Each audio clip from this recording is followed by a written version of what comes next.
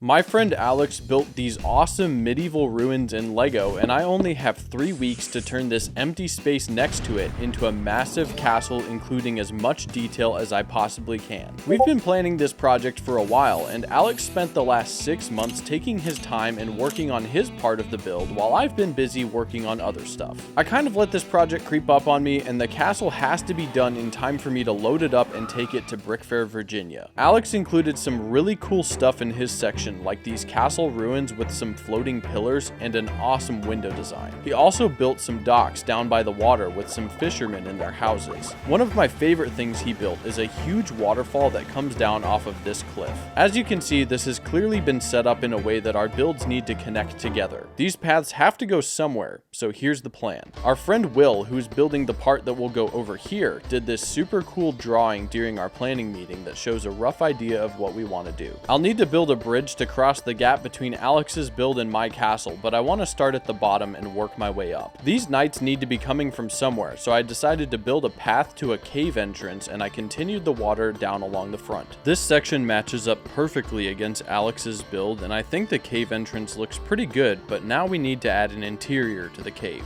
I built the inside with a bunch of slopes, and Alex made a green dragon head based on the classic Lego dragon. We can put him in the cave breathing fire to chase off the knights. I decided to build a valley between our builds so we can have a tall section for a bridge to cross over. This took a lot of time, but I think it turned out great, and I can't wait to add some trees to it later. I marked out some spots for bridge supports, but first we need to build the rest of the terrain. The water needs to carry along the front of the remainder of the build, so we got that finished up, and then we started getting everything ready for building the cliffs. The castle is going to be on top of a mountain, which is something lots of medieval kingdoms did to give them an advantage in war. It's much easier to defend yourself when you have the high ground. The cliffs are built sideways so we can have a steep angle to them and build vertically without using too many parts. These rocks are way too difficult for a minifigure to climb up, so I think the Black Falcons will have the defensive advantage that they're looking for. Moving on to the next level, it's time to work on the lower wall of the keep. I came up with this arch patterned wall which fits nicely right up against the rock work. For the next section, I built this window inside of an arch that sits back a little bit to add some depth to the design. I used trans yellow bricks behind the window so it'll glow yellow when I add lights behind it. I like the way this pattern looks, so I carried it down the rest of the length of the wall. I used the same window design on the front facing wall of the castle to stick with the same theme while leaving space for a corner tower. This first level of the keep makes for a great defensive position, and I plan to have tons of archers stationed here once the build is completed.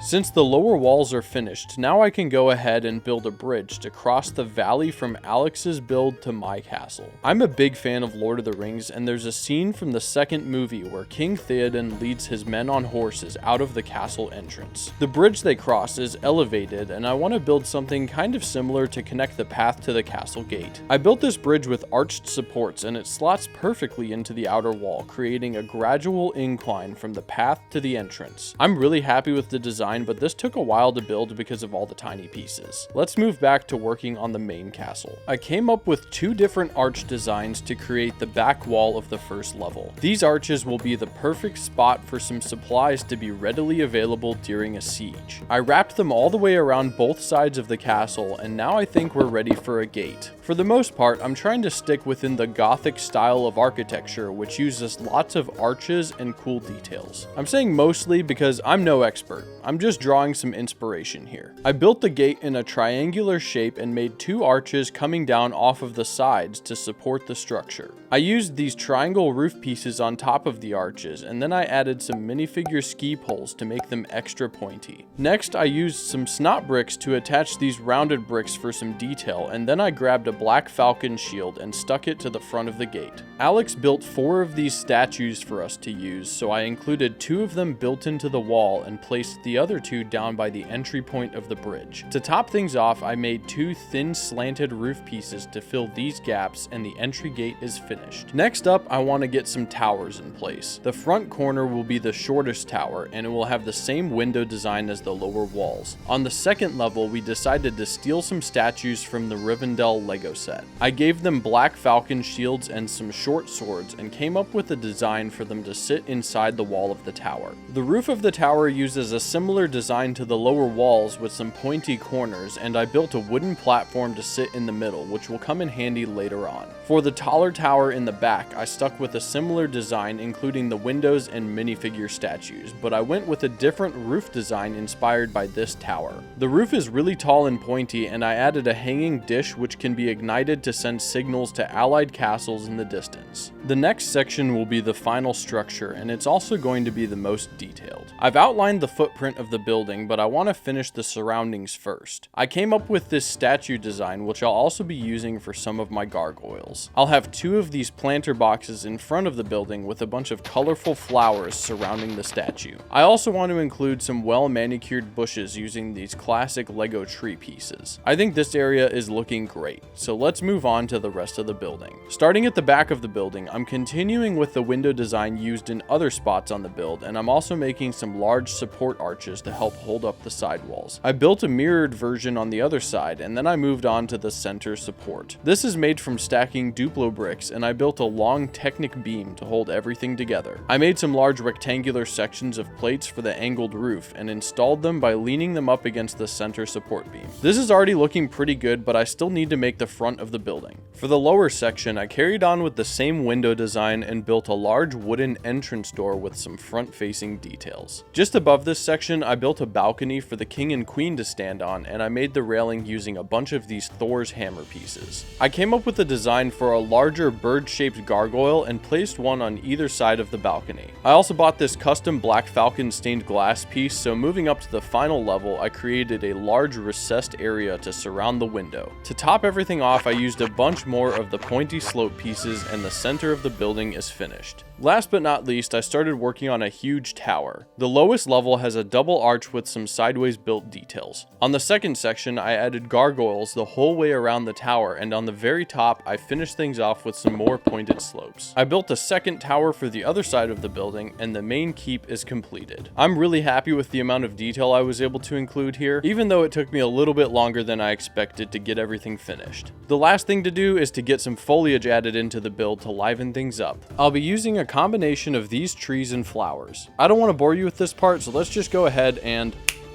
Alright, I think that looks much better. Now for the fun part. Let's stage a battle. The Black Falcons are the ones who inhabit the castle, and today I'm gonna have the Dragon Knights and Orcs teaming up to fight them. The Dragon Knight Lord is leading the charge on horseback, and reinforcing him are a bunch of foot soldiers and a couple of archers. Supporting from behind is a band of orcs that have pledged their support to the Dragon Knights. The biggest advantage the Dragon Knights have is their all-powerful wizard and his dragon. Unfortunately for them, the Black Falcons have prepared for this with a ballista mounted on top of their corner tower. Riding down to meet the Dragon Knights is a cavalry of Black Falcon horses. Along the wall are some archers prepared to defend, and inside the gates, the army is getting ready for battle, gathering their weapons to head out and fight. The keep is being patrolled by crossbowmen, and the king's guards are stationed outside the entrance of the keep, while the king and queen stand on the balcony as the battle begins to unfold. With the battle taking place, this build is finally complete, and I got it done just in time. I'm happy with how everything came together, and I'm especially proud of the keep, which is the most detailed building I've ever made.